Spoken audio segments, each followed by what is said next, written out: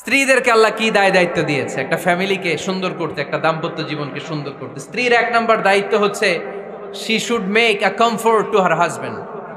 স্ত্রীর উচিত স্বামীর জন্য ঘরটাকে প্রশান্তির নীর বানিয়ে রাখা। কি বানিয়ে রাখা? প্রশান্তির নীর।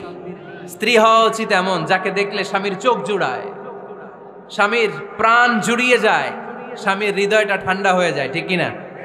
আর স্ত্রীর দিকে তাকালে যদি মেজাজ গরম হয়ে যায়, মেজাজ খিটখিটে হয়ে যায়, ঝামেলা আছে না নাই? ঝামেলা আছে। এজন্য মেহেরবানি করে আমাদের বোনরা যারা এমন কোনো কাজ করবেন না যেটা স্বামীর মেজাজকে খিটখিটে করে দেয়, কারণ আল্লাহ তাআলা আপনাদেরকে তৈরি করেছে লিতাসকুনু ইলাইহা। স্বামী আপনার কাছে গেলেই যেন তার হৃদয়টা প্রশান্ত হয়ে যায়, ঠিক কিনা? অনেক স্ত্রী আছে না জেনে না বুঝে স্বামীর সাথে এমন খিটখিটে মেজাজ দেখায় যেটা স্বামীর জন্য মেনে নেওয়া কষ্টকর।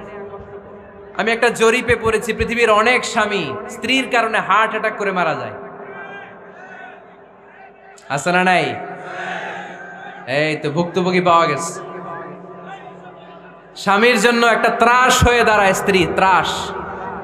অনেক স্বামী আছে স্ত্রীর এরকম আচরণের কারণে, অতিরিক্ত প্রেসার ক্রিয়েট করার কারণে স্ত্রীদেরকে ভয় পায়। অবশ্য নীলফামারীর কোনো স্বামী তার স্ত্রীরে ভয় পায় না। ভয় পায়? স্ত্রীরে ভয় পান কে কে দেখি?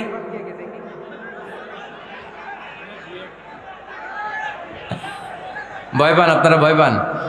হ্যাঁ, এক অফিসের বড় সাহেব তার স্ত্রীরে খুব ভয় পায়, প্রচন্ড ভয় পায়। তো সে মনে মনে ভাবলো, দেখি আমার অফিসের যারা স্টাফ আছে, ম্যানেজাররা আছে, এরা কতটুকু ভয় পায়, এরা ভয় পায় কিনা। তো একদিন সকালবেলা অফিসের সব স্টাফগুলোর একসাথে দাঁড় করায় বলতেছে, এই আপনারা যারা যারা আপনাদের স্ত্রীদেরকে ভয় পান তারা ডান দিকে যান, আর যারা স্ত্রীকে ভয় পান না এরা বাম দিকে যান। অফিসের সব কর্মচারী ডান দিকে চলে গেছে, সবাই ভয় পায়, একজন শুধু বাম দিকে। বাম দিকে কয়জন? ভয় পায় না। আর যারা ভয় পায় এরা ডান দিকে, ডান দিকে সবাই। তো বড় সাহেব ভাবছে, আলহামদুলিল্লাহ আমার অফিসে একজন হইলেও বীর পুরুষ আছে। তো বীর পুরুষের কাছে যেয়ে বলে, ঘটনা কি, আপনি মোটেও ভয় পান না? কয়, স্যার প্রতিদিন অফিস করার জন্য যখন ঘর থেকে বের হয় আমার বউ আমারে বলে দেয়, খবরদার সবাই যে দিকে যায় তুমি কিন্তু ওই দিকে যাইবা না, সবাই যেদিকে যায় তুমি ওই দিকে গেলে খবর আছে। বড় সাহেবকে খবরদার, এটা তো আরো ডরায়, ঠিক কিনা? এজন্য বোনদেরকে বলবো, লিতাসকুনু ইলাইহা, এমন ভাবে আপনি আপনার স্বামীর সামনে নিজেকে প্রেজেন্ট করেন যাকে আপনাকে দেখলে আপনার স্বামীর চোখ জুড়িয়ে যায়, হৃদয়টা প্রশান্ত হয়ে যায়, আপনাকে দেখলেই আপনাকে ভালোবাসতে মনে চায়, ঠিক কিনা?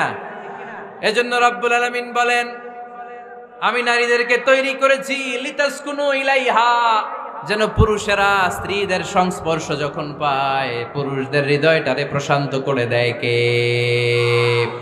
কুরাইশদের মাঝে যখন দাওয়াত দিতেন সব বিশৃঙ্খলা ঝামেলা গোলমাল শেষ করে রাতের বেলায় যখন খাদিজার ঘরে বিশ্বনবী ঢুকতেন, বিশ্বনবীর হৃদয়টারে প্রশান্ত করে দিত কে? আম্মাজান খাদিজা বিশ্বনবী সাল্লাল্লাহু আলাইহি ওয়াসাল্লামের জন্য এমন ঘর উপহার দিয়েছেন যেই ঘরে বিশ্বনবী আসলে বিশ্বনবীর হৃদয়টা ঠান্ডা হয়ে যেত।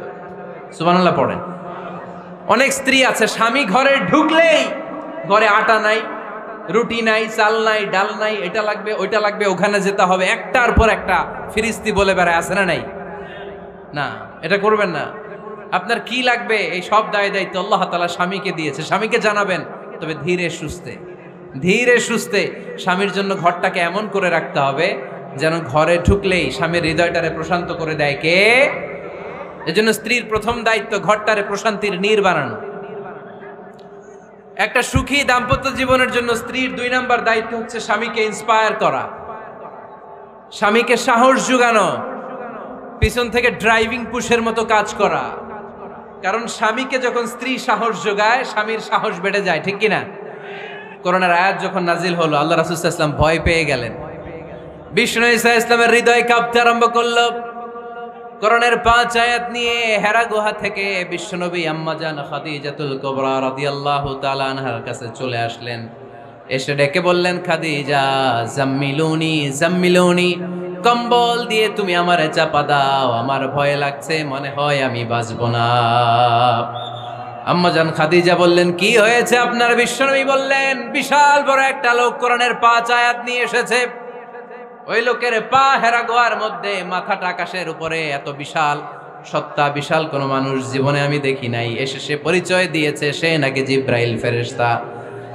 বিশ্বনবী বললেন, মনে হয় আমি বাঁচবো না, আমার জ্বর চলে এসেছে, আমার হৃদয়ের মধ্যে কাঁপুনি শুরু হয়েছে, তুমি আমারে কম্বল দিয়ে চাপা দাও।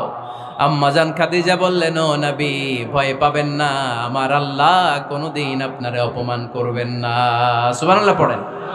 ওয়াল্লাহি ওয়াল্লাহি লা ইউখজিক আল্লাহু আবাদা। নবী গো, আল্লাহ আপনারা অপমান করবেন না, কারণ আপনার মধ্যে এমন এমন ভালো ভালো গুণ আছে, এই গুণাবলীগুলি যে মানুষের মধ্যে থাকে তাকে আমার রব কোনোদিন অপমান করতে পারে না। চিল্লায় বলেন ঠিক কি না? নবী হে, ইন্নাকা লা তাসিলুর রাহিমা, আপনি আত্মীয়তার সম্পর্ক বজায় রাখেন। ও নবী, তাসদুকুল হাদিসা, সব